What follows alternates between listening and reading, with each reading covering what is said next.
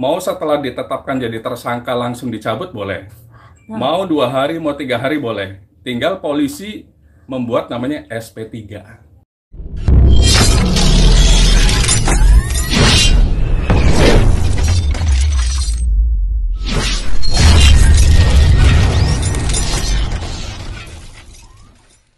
Oke, oke. udah kan ini kan. Oke, Pak Firman, tanggapan Bapak mengenai pencabutan laporan KDRT oleh ayahnya Lesti sebenarnya. Normal nggak sih secara hukum atau menurut Bapak terlalu cepat pencabutannya? Apalagi kalau Bapak yang tadi Bapak share ngomong KDRT itu kan karakter Pak, gitu. Menurut Bapak gimana tuh? Oke, kita lihat fundamentalnya ya, dasar hukumnya. Penghapusan kekerasan dalam rumah tangga itu masuk di Undang-Undang Nomor 23 Tahun 2004. Di sana jelas apa sih kekerasan dalam rumah tangga. Di situ jelas korbannya terutama perempuan kalimatnya. Kemudian ada 4 kekerasan dalam rumah tangga, mulai dari kekerasan fisik, kekerasan psikis, kemudian kekerasan seksual, dan penelantaran dalam rumah tangga. Kalau fisik harus dibuktikan dengan visum. Kalau psikis harus dibuktikan dengan asesmen dari psikolog atau psikiater. Kemudian kalau seksual berarti dari kedokteran. Kalau penelantaran dalam rumah tangga tidak diberikan nafkah oleh suami kepada istrinya, itu boleh melakukan sebuah yang namanya laporan pidana ke kepolisian, baik Polres, Polda ataupun di Bareskrim Mabes Polri, dan bisa dilapis dengan perdatanya, misalnya perbuatan melawan hukum atau mungkin perceraian. Artinya jelas di sana gamblang undang-undangnya itu menjelaskan ada 4 kekerasan. Kemudian di pasal 44 ada ayat 1, ayat 2, ayat 3. Ayat 1 itu kalau kekerasannya ringan, ancaman hukumannya hanya 5 tahun. Namun karena 5 tahun KUHP kita mewajibkan orang tersebut harus masuk ke penjara karena ada dugaan melarikan diri dan menghilangkan barang bukti. Ayat 2 adalah kekerasan yang sudah berat, ancaman hukumannya 10 tahun. Kemudian ayat 3, kekerasannya mengakibatkan korban meninggal dunia, ancamannya 15 tahun. Kemudian terkait dengan laporan polisi, sah-sah saja. Namanya laporan polisi, dicabut, dilanjutkan. Sepanjang ada 2 alat bukti, laporan polisi itu akan ditingkatkan melewati sebuah yang namanya gelar perkara dengan pengawasan penyidik, wasidik. Kalau alat bukti itu ada, ditingkatkan terlapor menjadi tersangka. Kalau 5 tahun langsung ditahan. Kemudian dalam perjalanan, si pelapor ingin mencabut misalnya. Saya jelaskan dulu, pelapor itu tidak harus korban. Bisa jadi orang tuanya, bisa jadi adiknya, bisa jadi kuasa hukumnya. Itu boleh menurut KUHP kita. Kemudian yang jadi korban masuk sebagai saksi korban. Jadi pelapor tidak harus korban, tapi boleh orang lain yang mengetahui kejadian tindak pidana tersebut. Bisa kuasa hukum, bisa orang tuanya, bisa ibunya, bisa bapaknya, bisa kakaknya ataupun adiknya. Kemudian ditetapkanlah jadi tersangka terlapor tersebut. Tiba-tiba pelapor ingin mencabut. Ada mekanisme yang harus dilalui.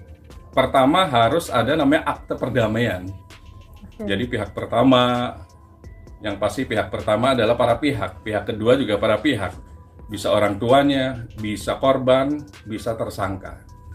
Misalnya pihak pertama adalah tersangka, pihak kedua adalah korban. Di sana letter luck tuh sesuai dengan KUHP kita di hukum perikatan buku ketiga. Kalau memang sudah ditandatangani dan di situ ada klausula bakunya ditandatangani para pihak, dan itu dasar untuk polisi membuat namanya SP3. Surat perintah penghentian penyidikan, tapi tentunya dicabut dulu laporannya oleh pelapor. Jadi mau sehari, mau 2 hari, mau seminggu, mau 3 minggu, sah-sah saja. Karena polisi itu punya tupoksi penahanan selama 60 hari. 20 hari pertama, kalau kurang ada tambahan 40 hari sebelum dilimpahkan tahap 2 ke kejaksaan. Kalau Polres itu mitranya adalah Kejaksaan Negeri. Kalau Polda, mitranya adalah Kejaksaan Tinggi. Kalau Mabes, mitranya adalah Kejaksaan Agung. Karena ini adalah laporannya di Polres Jakarta Selatan, berarti mitra berikutnya tahap 2 adalah Kejaksaan Negeri Jakarta Selatan. Sebelum masuk tahap 2 harus segera dicabut. Kalau enggak udah susah lagi. Karena sudah masuk ke penegak hukum berikutnya namanya penuntutan. Jadi bebas saja, tidak ada satuan waktu. Mau setelah ditetapkan jadi tersangka langsung dicabut boleh. Mau 2 hari, mau 3 hari boleh. Tinggal polisi membuat namanya SP3. Oke, Bang, ketika dari pencabutan itu, apakah si tersangka bisa langsung keluar hari itu juga? SP3 itu kan harus ditandatangani dan melewati gelar perkara lagi. Gelar perkara untuk SP3. Sepanjang Kasat Reskrim ada, sepanjang penyidik ada, dan Kapolresta ada, itu langsung ditandatangani di hari itu juga. Tapi setelah gelar perkara. Jadi kalau memang Kapolresta tidak ada, menunggu biasanya, tunggu Kapolresta ada. Jadi tergantung waktunya, tergantung mereka gitu kan. Kemudian apakah tersangka langsung bebas? Balik lagi putusan dari Kapolresta Jakarta Selatan tersebut. Boleh bebas atau besoknya, atau ada wajib lapor gitu. Nah di situ ada tuh ketentuan baku dari Kapolresta yang mengeluarkan atau menerbitkan SP3 tersebut. Bang, sebenarnya delik KDRT ini delik biasa atau delik pidana sih Bang untuk masalah Lesti dan Bilar ini? Di Indonesia di KUHP kita ada 2 delik. Pertama delik aduan, kedua delik umum. Delik aduan adalah sesuatu yang diadukan, seperti pencurian, penggelapan, penipuan, termasuk KDRT dan perjinahan. Itu adalah delik aduan. Siapa yang mengadu, dia harus mendalilkan dan membuktikan aduannya. Jadi dialah yang berhak mencabut juga aduan tersebut. Kalau delik umum tuh kayak terorisme gitu loh. Itu delik umum tuh. Kemudian pembunuhan yang masif, itu delik umum. Artinya nggak bisa dicabut, biasa sampai ke pengadilan. Jadi di sini karena delik aduan, jadi yang mengadulah yang berhak mencabut atau tidak mau mencabut. Berarti kalau tidak mau mencabut, melanjutkan ke proses berikutnya, baik di penuntutan atau di pengadilan negeri, sesuai lokusnya. Kalau selatan berarti pengadilan negeri Jakarta Selatan. Pak, boleh dijelasin nggak sih Pak, biasanya dari isi surat perjanjian damai itu apa aja?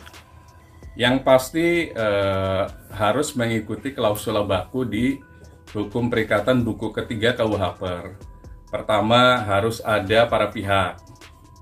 Para pihak pertama siapa? Pihak kedua siapa? Harus dimasukin KTP-nya.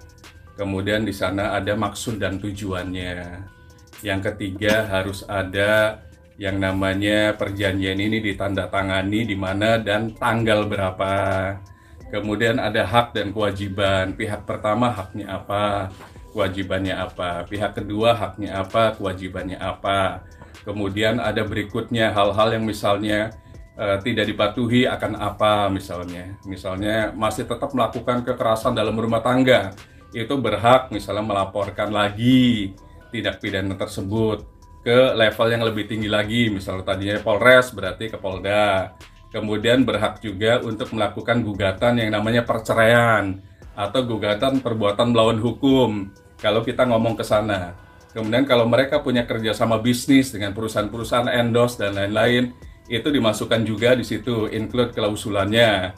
Apakah perjanjian itu akan batal seketika atau enggak? Nah itu total semuanya harus dibaca detail oleh pihak pertama dan pihak kedua sebelum ditandatangani, karena ada konsekuensi logis di situ, konsekuensi hukum di situ, supaya perjanjian ini mau diapakan, apakah sesuai dengan isinya atau nanti berikutnya kalau begini maka begini, kalau begini maka begini.